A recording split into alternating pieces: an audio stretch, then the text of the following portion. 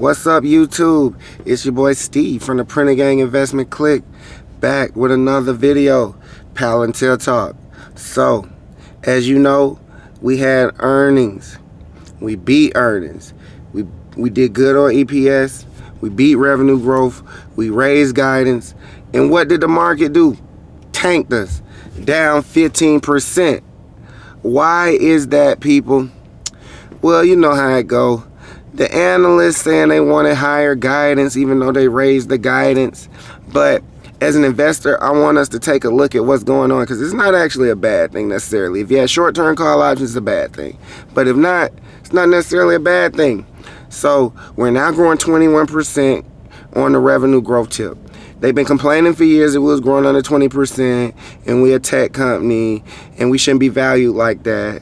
Hopefully we can start getting up some 25-30% CAGRs as the years keep going, as the months keep going actually. But what I'm really liking is I noticed right after we decide to sell off and the earnings report come out, all the analysts upgrade Palantir instead of downgrade Palantir. So they're seeing the quarter two. On top of that, Palantir had another one of their little AIP conferences. They was announcing new products there.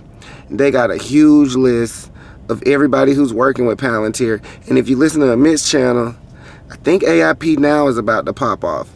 People saying they just swiped their credit card for AIP, which means they might be making a cheaper version for small businesses. And that means more revenue growth for us.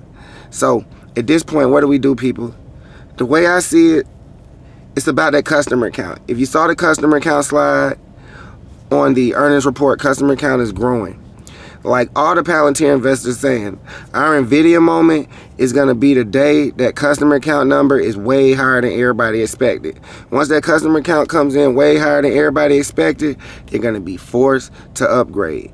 I don't know what quarter is coming.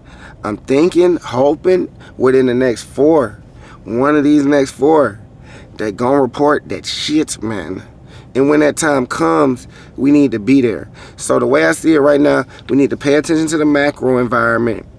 Of course, we're going to look at the technicals of Palantir. I might do a video on that.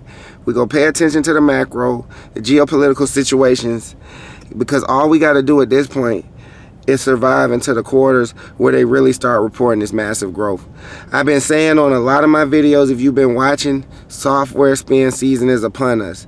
This was the last quarter, I believe, where we're not going to start seeing crazy software spin. We saw what happened on the hardware side. NVIDIA sold a lot of chips. It hit the balance sheet. They got money.